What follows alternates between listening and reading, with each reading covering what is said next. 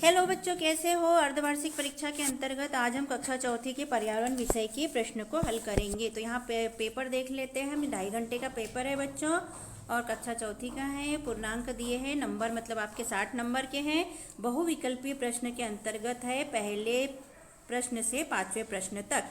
निर्देश दिए हैं, सही विकल्प चुनकर उत्तर लिखिए। प्रत्येक प्रश्न के 1 अंक दिए गए हैं, मतलब एक सही रहेगा तो आपको 1 अंक मिलेगा। प्रश्न पहला है, ताजी बर्फ पर चलते समय क्या कठिनाई होती है। तो ABCD में से हम बी वाला ऑप्शन हमारा सही है, पैर फिसल जाते हैं, हम लिख लेंगे। प्रश्न दूसरा है, हाथियों के झुंड का मुखिया होता है। ABCD में से ए वाला सही है, सबसे बुजुर्ग हाथी मुखिया होता है। प्रश्न तीसरा बच्चों, झुंड में रहने से क्या क्या फायदे होते हैं। तो ABCD पढ़ लेना आप। इसमें से बी वाला सही है, झुंड में रहने से खाना और सुरक्षा रहती है, तो बी वाला हमारा सही है। प्रश्न चौथा, आपके गांव या आसपास किसी का बाल विवाह हो रहा है तो आप किस नंबर पर फोन करेंगे। तो ABCD में से डी नंबर वाला सही है, 1098 वाले नंबर पर हम फोन करेंगे। प्रश्न पांचवा, खेल खेलते समय कौन कौन से अंगों का तालमेल होना चाहिए। तो ABCD में से डी वाला हमारा सही है, हाथ पैर और आंखों का तालमेल खेल खेलते समय होना चाहिए।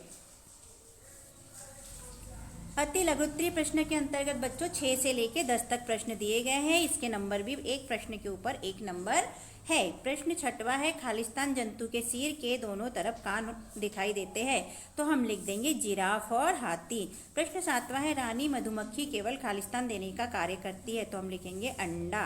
प्रश्न आठवां है, रेल यात्रा के बाद ओमना खालिस्तान पहुंची, तो लिखेंगे घर। प्रश्न नौवां है, बाल विवाह कानून में लड़की की शादी की कम से कम उम्र होती है, तो यहाँ लिख देंगे 18 वर्ष।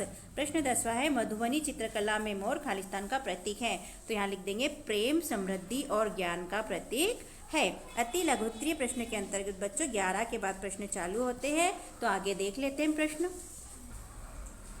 यह आपका पूरा प्रश्न पत्र है बच्चों। प्रश्न 11 है, रेगिस्तान का जहाज किसे कहते हैं। तो ऊंट को रेगिस्तान का जहाज कहते हैं, तो हमने यहाँ पर लिख लिया उत्तर में। प्रश्न 12 है, झुंड के मुखिया हाथी के क्या कार्य होते हैं। तो उत्तर, झुंड के मुखिया हाथी के कार्य सुरक्षा करना और आगे चल के सबके राह दिखाना। प्रश्न 13 है, खेजड़ी के पेड़ के किस भाग का उपयोग दवा के रूप में किया जाता है। तुम लोग भी सुनते जाओ, जिसको नहीं पता इसका उत्तर मिल जाएगा चौथे वाले को। मेरी बात सुनते जाओ अगर किसी को सुनना है तो, ठीक है।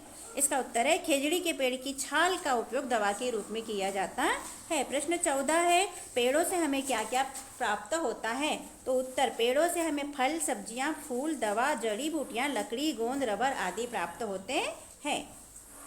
प्रश्न 15, ओमना का बलियम्मा से क्या संबंध है। तो इसका उत्तर लिखेंगे, ओमना का बलियम्मा से मौसी का संबंध है। बलियम्मा ओमना की मौसी थी। प्रश्न 16, रेलवे स्टेशन पर कौन कौन क्या काम करते हुए दिखाई देता है। 4 नाम लिखे। तो उत्तर, ड्राइवर ट्रेन चलाता है, टिकट चेक करता है, रेलवे पुलिस रेल यात्रियों की सुरक्षा करता है, सुरक्षाकर्मी साफ सफाई करता है, और पुलिस सामान ढोते हैं। प्रश्न 17, 2 जीवों के नाम लिखिए जिनके खाल पर पंख होते हैं। इन जीवों की एक एक विशेषता भी लिखिए। उत्तर, 2 जीवों की खाल पर पंख होते हैं। पहला नाम है बतख और दूसरा नाम है मुर्गी। इनके शरीर पर पंख होते हैं और पैरों पर गेज होते हैं। पक्षी गर्म रक्त वाले होते हैं। प्रश्न 18, बंद रेलवे फाटक को पार नहीं करना चाहिए, इसे संबंध में आप क्या सोचते हैं। तो इसका उत्तर है पहला, इसमें हम पहला प्रश्न 18, बंद रेलवे फाटक को पार नहीं करना चाहिए, इस संबंध में आप क्या सोचते हैं। तो इसका उत्तर में हम लिखेंगे, बंद रेलवे फाटक पार करना कानूनी अपराध है। दूसरा, रेलवे फाटक बंद होने पर मतलब कि ट्रेन किसी भी समय आ सकती है। और तीसरा है, फाटक बंद होने पर पार करने से एक्सीडेंट, दुर्घटना होने की संभावना बहुत ज़्यादा होती है, इसलिए हमें बंद फाटक होने पर रेलवे गेट पार नहीं करना चाहिए।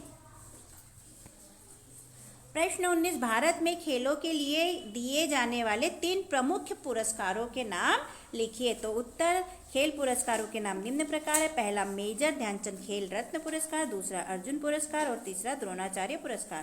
प्रश्न 20, कच्चे घरों में गोबर से लिपाई क्यों की जाती है। उत्तर, गोबर से लिपाई करने से घर ठंडा होता है, मतलब ठंडा रहता है और गर्मी कम होती है और घर सुंदर दिखता है, इसलिए घरों की पुताई गोबर से की जाती है। प्रश्न 21, क्या आपने खेती में इस साधन को देखा है? इसका खेती में क्या उपयोग होता है, बताइए।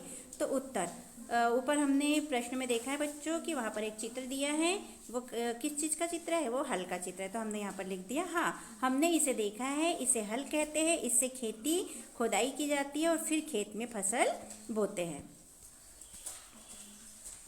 प्रश्न 22, खरपतवार को फसलों से अलग करना क्यों आवश्यक है? उत्तर, खेत को फसलों से खरपतवार अलग करना अत्यंत आवश्यक होता है, क्योंकि खरपतवार मतलब कचरा होता है। इसके कारण फसल की वृद्धि पर बहुत ही बुरा प्रभाव पड़ता है, फसल कम बढ़ती है और कम होती है, इसलिए इसे अलग कर देना चाहिए। प्रश्न 23, अनीता की मधुमक्खियां पाठ से आपको क्या शिक्षा मिलती है? उत्तर, अनीता की मधुमक्खियां पाठ से हमें यह शिक्षा मिलती है कि हमें पढ़ाई लिखाई करना चाहिए, हमें संघर्ष करके जीवन में आगे बढ़ना चाहिए, परिस्थितियों का सामना बिना डरे करना चाहिए, माता पिता की सेवा करना चाहिए व साथ देना चाहिए, हमें काम कर आगे बढ़ना चाहिए। प्रश्न 24 का अ है बच्चों, क्या आपने रेलवे स्टेशन पर इनको देखा है? इनको क्या कहा जाता है? तो ये मैं प्रश्न में आपको दिखा देती हूँ। ये हल वाला जो प्रश्न 21 प्रश्न जो हल किया था बच्चों, इसका चित्र ये है, और अभी 24 हम जो हल कर रहे हैं तो ये चित्र दिखाया। तो क्या आपने इनको देखा है? तो उत्तर में हम लिखेंगे हाँ, टीसी, ये है टीसी, इनको टिकट चेकर भी कहते हैं। ये टिकट चेक करते हैं और सुनिश्चित करते हैं कि कोई भी बिना यात्री बिना टिकट के यात्रा न करे। ब में है रेलवे के अन्य कर्मचारियों के नाम लिखेंगे। रेलवे के कर्मचारी निम्न है, टीसी, ड्राइवर और station master. TC ticket checker का काम करता है, मतलब टिकट चेक करता है। ड्राइवर ट्रेन चलाते हैं और स्टेशन मास्टर स्टेशन की व्यवस्था संभालते हैं। और भी बहुत सारे कर्मचारी होते हैं बच्चों। 100 नंबर का, रेलवे स्टेशन पर मिलने वाली सुविधाओं का अपने शब्दों में वर्णन कीजिए। तो उत्तर, रेलवे स्टेशन पर मिलने वाली सुविधाएं निम्न है। मुफ्त में पेट्रोल मिलता है, मेडिसिन मिलती है, खाना फ्री मिलता है, बैठने के लिए कुर्सियां मिलती है, पानी पीने के लिए मिलता है, शौचालय की सुविधा होती है, पंखों की सुविधा होती है। इस तरह वहाँ पर व्यवस्था होती है। प्रश्न 25, त्योहारों व विशेष अवसरों पर तुम्हारे घर पर खास तरह के कौन से फूल का उपयोग किया जाता है? उनके नाम व अवसर लिखिए। तो यहाँ त्योहार और अवसर लिखेंगे, यहाँ खास फूल का नाम लिखेंगे बच्चों हम।